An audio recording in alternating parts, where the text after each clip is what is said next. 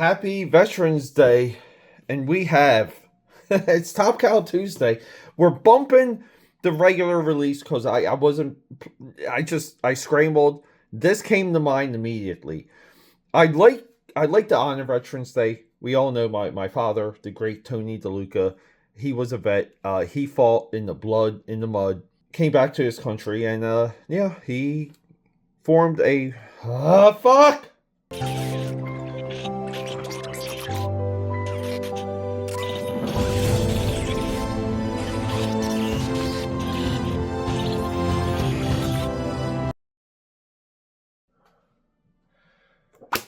Happy Top Cow Tuesday.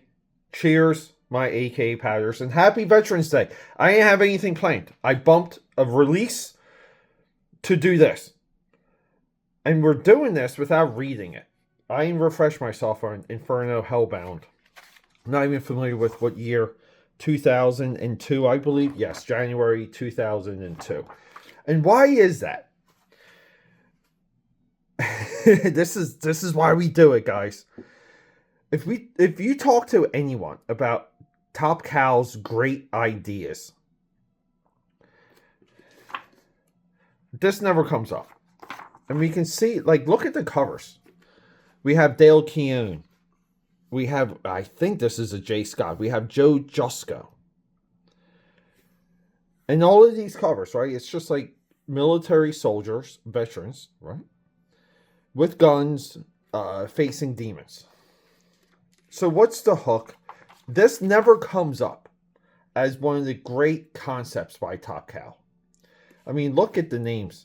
Silvestri, Wall, Silvestri, Bat, Fairchild, Dreamer.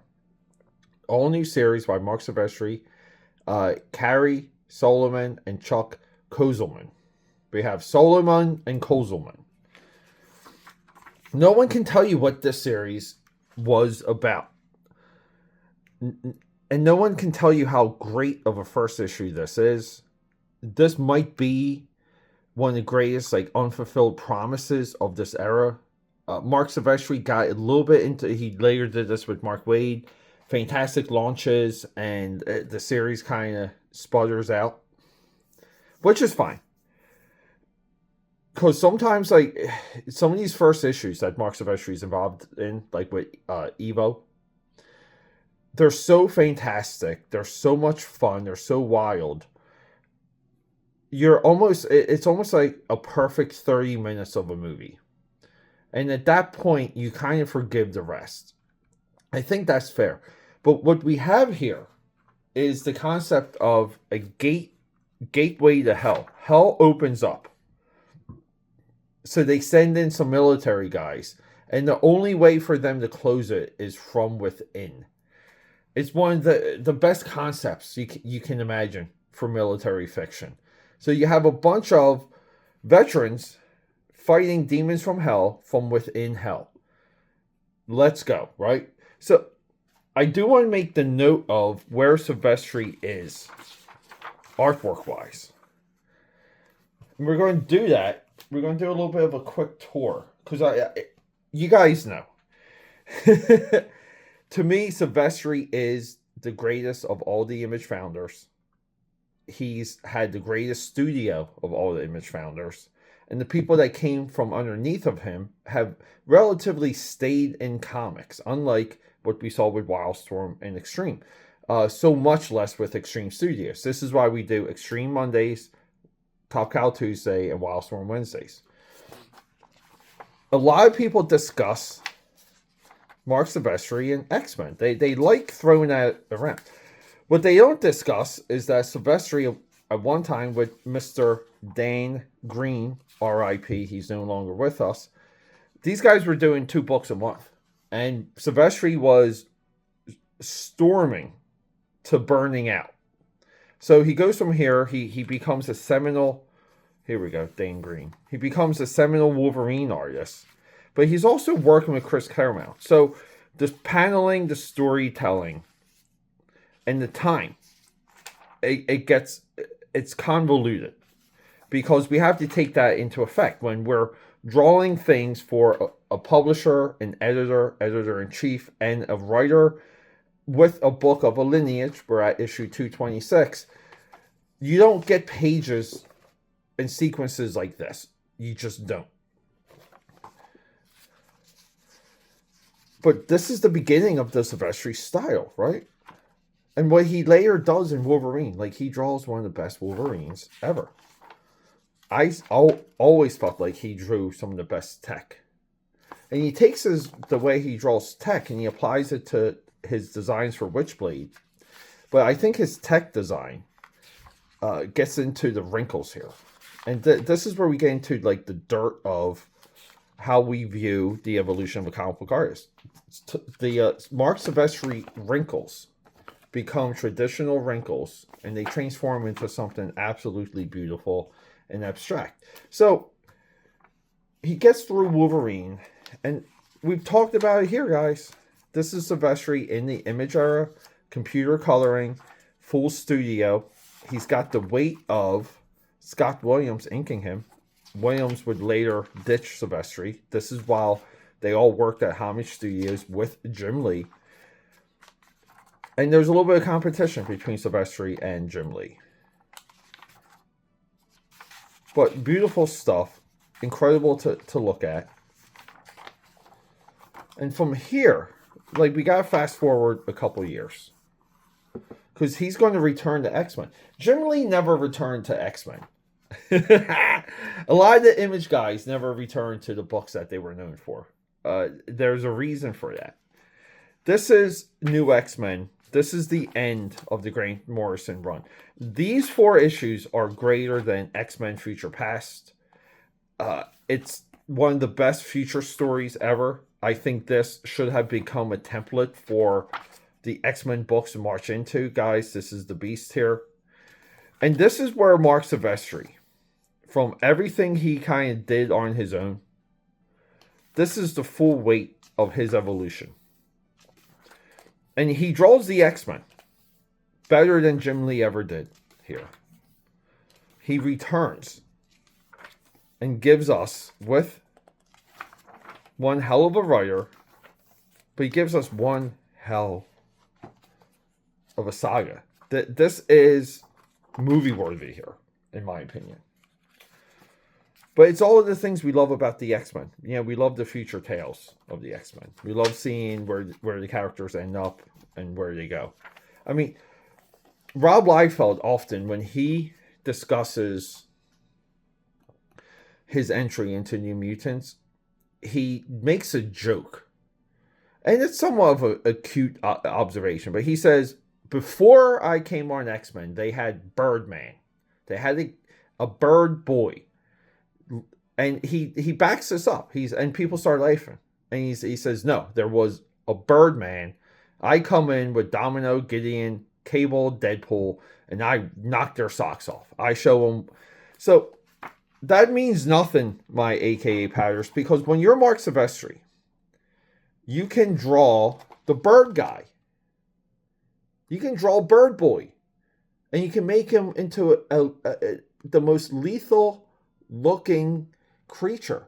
I mean, if this was a movie, AKA Powders, this would be like a design by Stan Winston. R.I.P. Stan Winston. I always liked here too the subtlety of the Sentinel marching in the background. So he returns to X-Men and does, in my view, a seminal X-Men work, and the coloring for this, like the whole production. I mean, look at the people supporting him with the coloring. Matt Miller, Steve Fairchild from Top Cow. We have all the Top Cow guys on inks: Bat, Joe Weems, Billy Tane, Eric Posada, Tim Townsend. This is a full court press. Here Comes Tomorrow is literally Marc Silvestri shattering the entire legacy of Jim Lee. Kicks him in the nuts. And it's well deserved because Silvestri never stopped drawing. So we talk about these wrinkles, right? And let's just talk about Silvestri in this book and the studio system. Because it's a play-by-play, guys. Ancient civilization, the burning, Sodom and Gomorrah, the burning of Babylon. But he does these things here, like the silhouette, the clenched hands, and the blood. And we see like the shadow, right? The bats, the demons, right? The little flying, you're right. Like it's almost like here, like you can hear it. You can hear the flickering of the wings. And he does something here. He does something so ballsy, and it just works because the layout. When you want to see a perfect layout, we get this. We get a page that goes from left to right, left to right. But what he does here, he takes a character that we know is on the right, and he pops him onto the left. And he pops a head tilt with some of the eyeballs looking in this direction, but we know they're looking at him. And we get this left to right, left to right. So perfect that we know to turn the page. Of course, the page gets turned, aka Padders.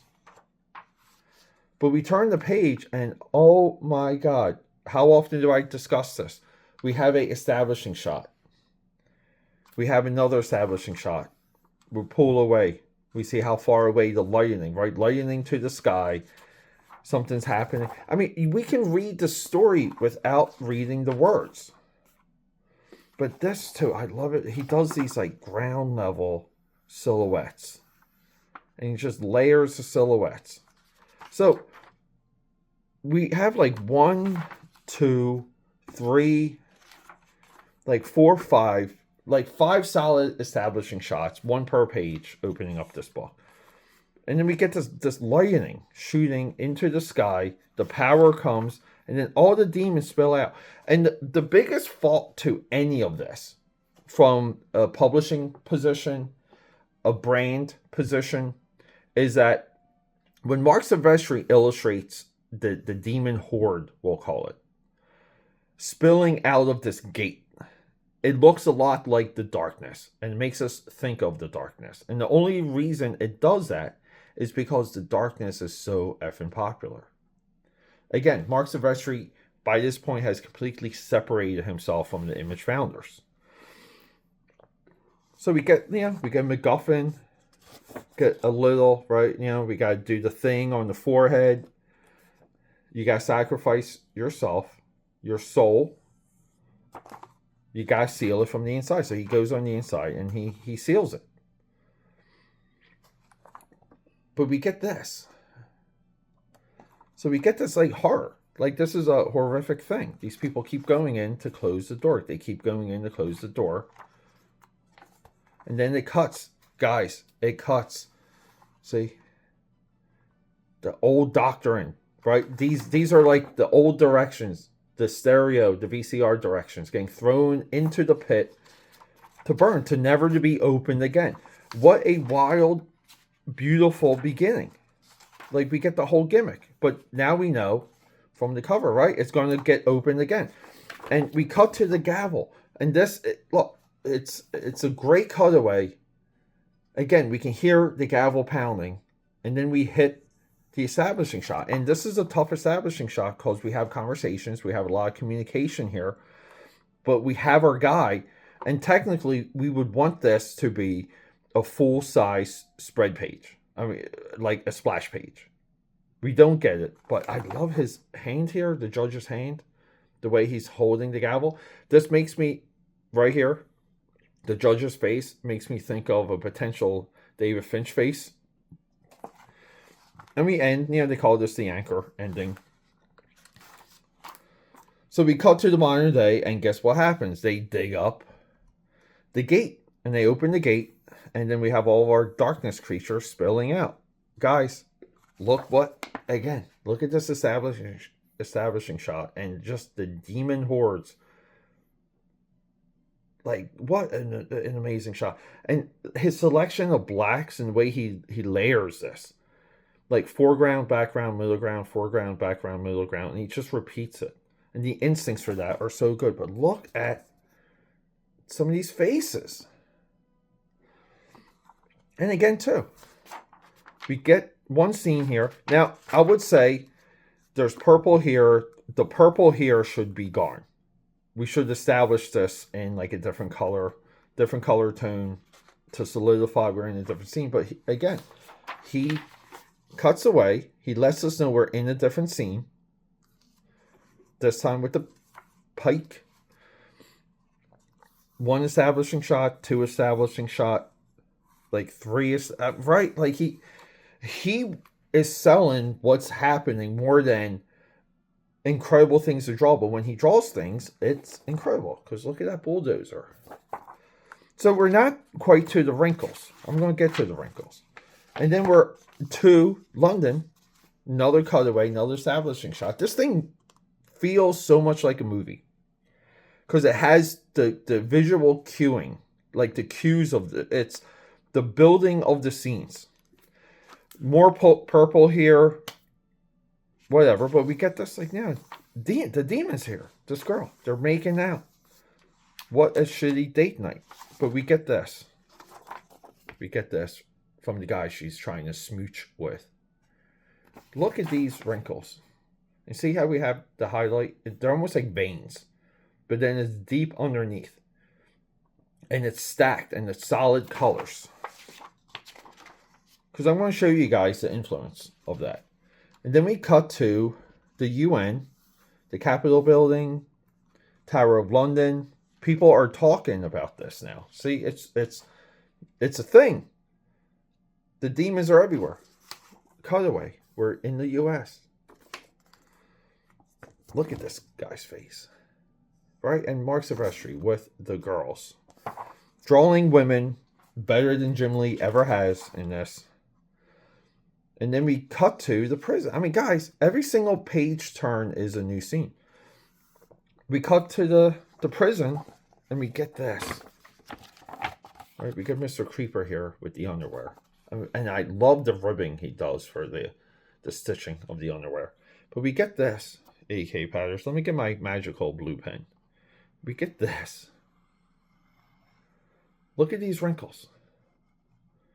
There's a level of abstractness to this. There's a level of noodling and doodling, not letting go of the pencil. The inside of your hand is smeared with ink. And then we look at Marc Silvestri's own studio. We got Tyler here. Tyler Kirkham. He's still rocking and rolling. I don't know if he does interiors anymore. But we see... What do we see here? We see the same wrinkles. We see the wrinkles in the new tech, because this is a new book for Codename Strike Force. Look at that. And a lot of this is also in Witchblade. See, Silvestri was able to show people what worked, why it worked, encourage them within the studio environment, give them enough money for rent, enough money to buy a car, save, grow a family.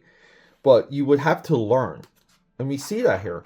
And then we cut to, I mean, this is his one cutaway here where it's not a wide shot. It's a close-up. Everyone's in red because we love the movie Predator. I was just watching that in the hotel rooms too in Buffalo.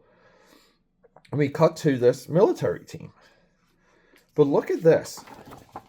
The silhouette of the vehicle. And it's all white. So it's either they drew this with pen and ink, and then they inverted it in Photoshop, or they inked the silhouette and then used white ink to draw the detail. But then, we pull away, answer me, because the guys are gone. They try and send in some people to the gate. They're gone. And then it cuts to the Pentagon, another floating establishing shot, and then our boy here getting called in to be the team that gets sent into the gate to close it from the inside. This is Inferno, everyone. One of Marc Silvestri's absolute best pieces. A masterclass in comic book storytelling. And the absolute height of comic book production when it comes to graphic design, lettering, feeling, coloring. This is everything that people hated that came out of the Image era. See, I think there's like two phases when it comes to Marc Silvestri and Top Cow. There's like the Image era, and then there's like the Top Cow era. And I think we're going to push that coming up. But guys, happy Veterans Day. I mean that. That comes from, if you're out there, if you were one of the guys that put the work in for this country, God bless you. I mean it. For me today, this is a important day. Rock and roll.